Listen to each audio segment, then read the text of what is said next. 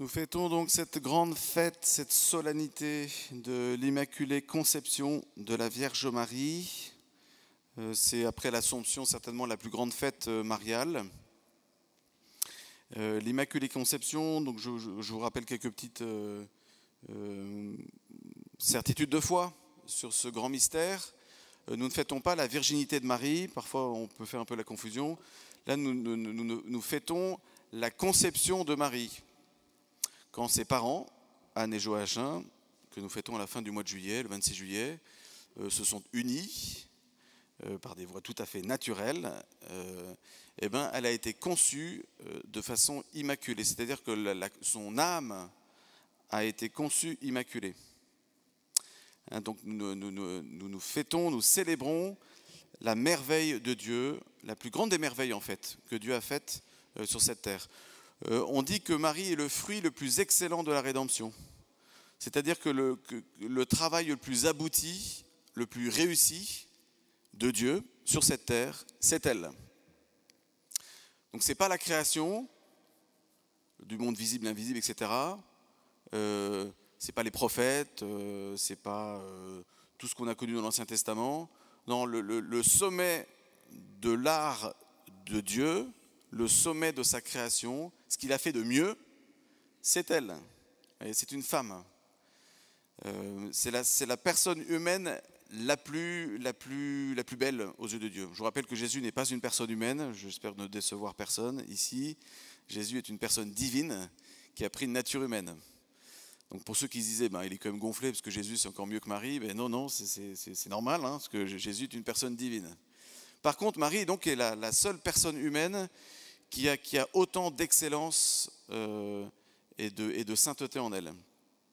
Et donc c'est le sens de ce que nous avons entendu dans l'Évangile, où l'ange salue Marie en disant « Tu es pleine de grâce, comblée de grâce ».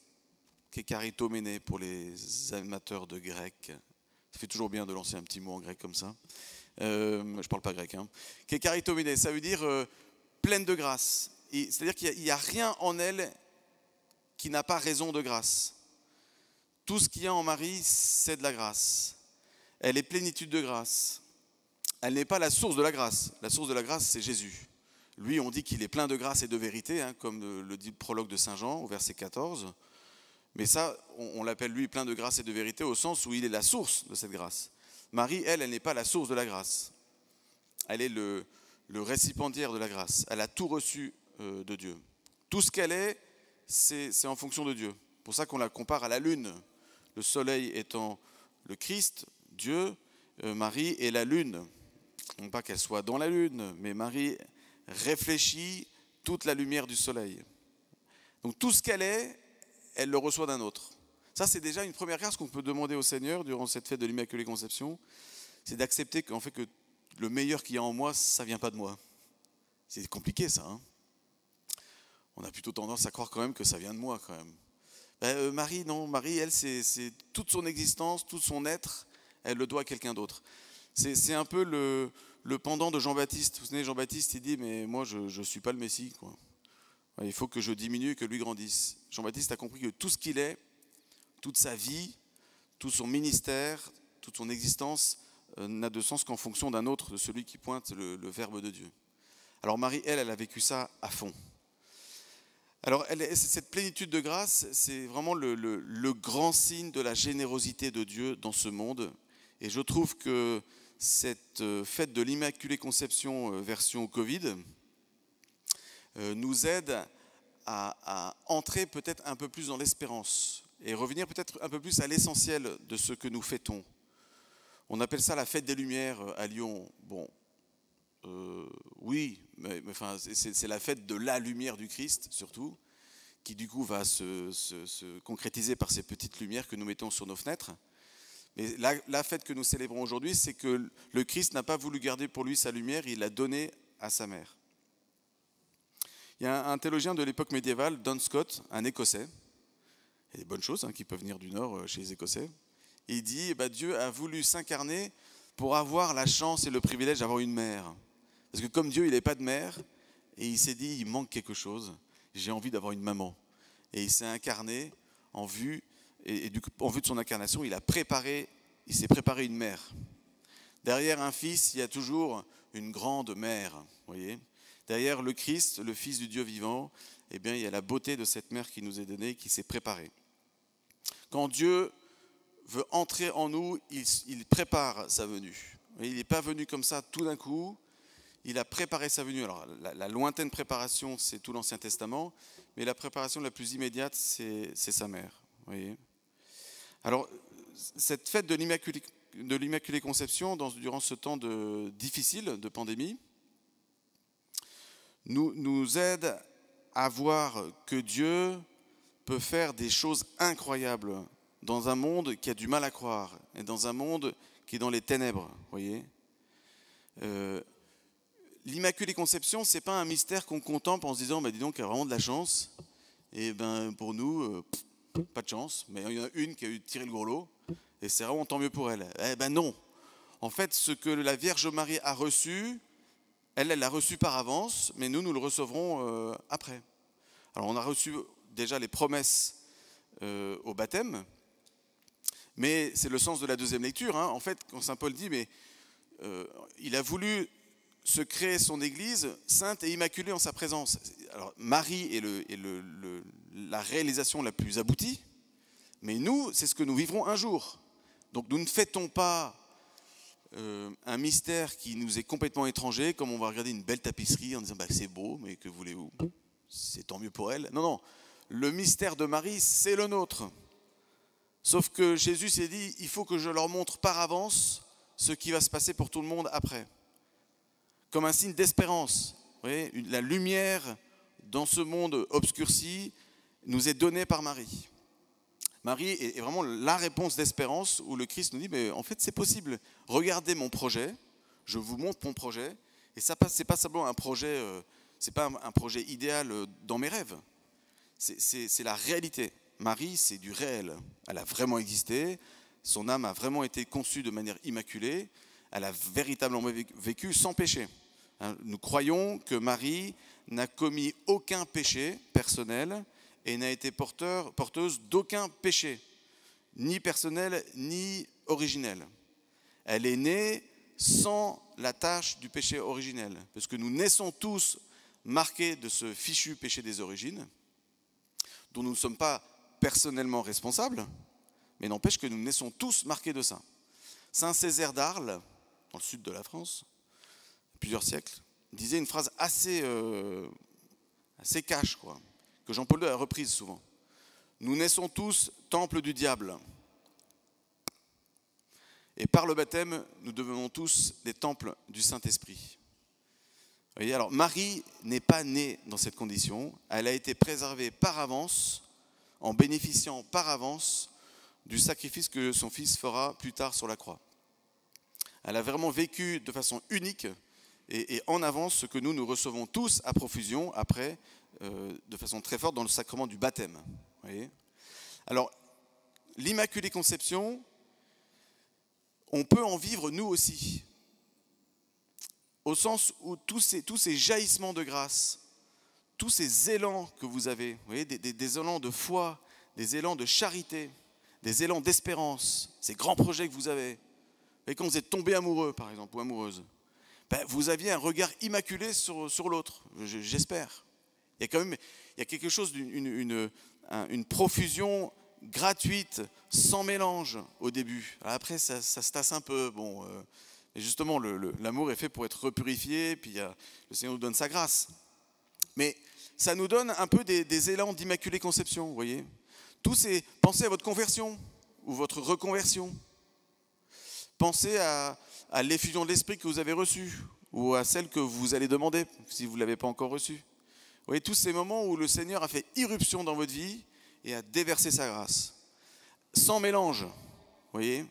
Dimanche dernier, les lectures nous invitaient à méditer sur la pureté.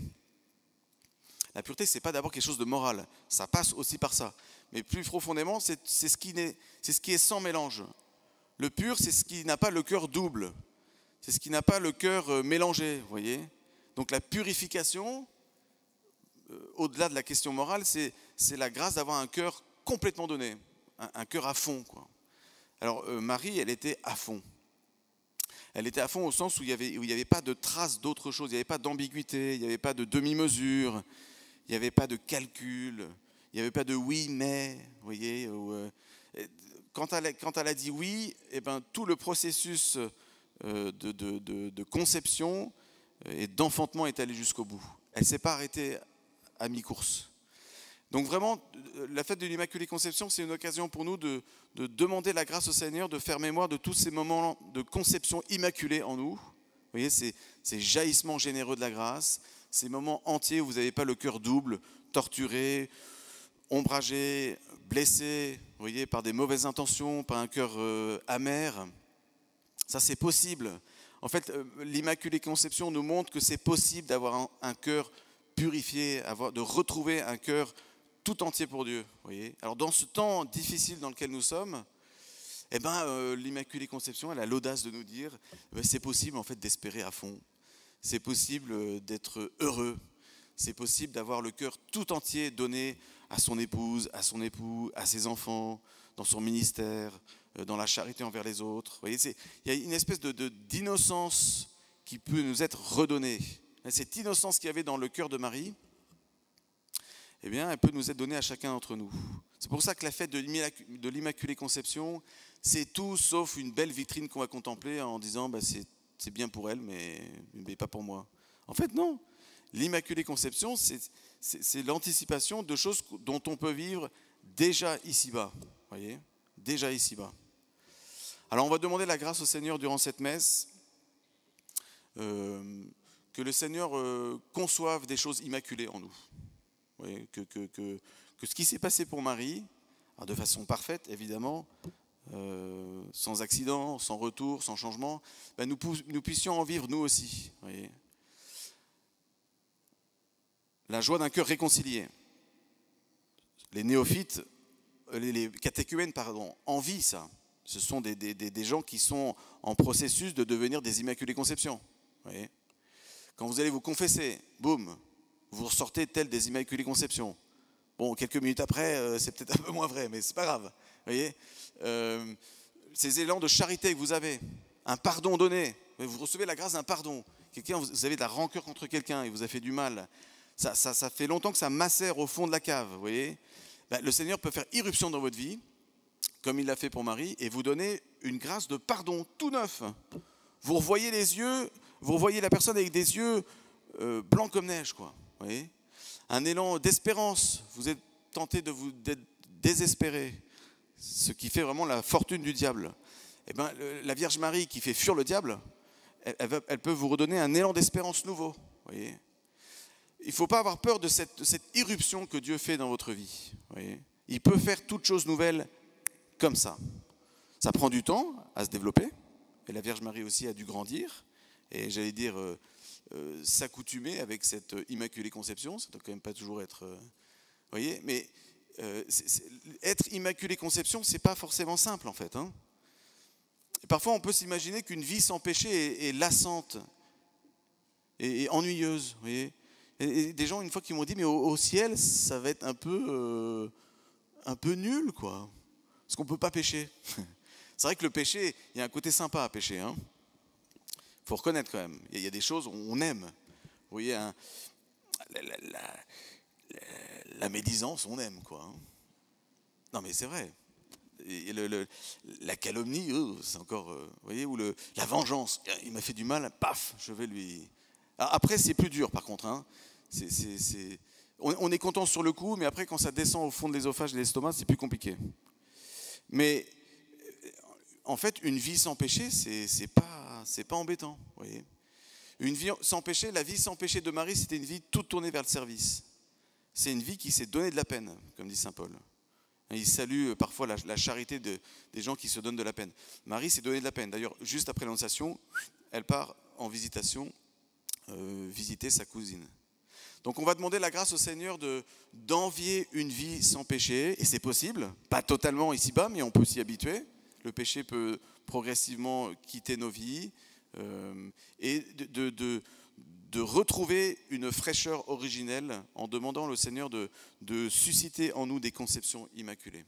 Voilà, que Marie nous accompagne dans ce chemin plein de joie, plein d'espérance, qui va nous tourner tout droit vers la grande lumière de Bethléem. Amen.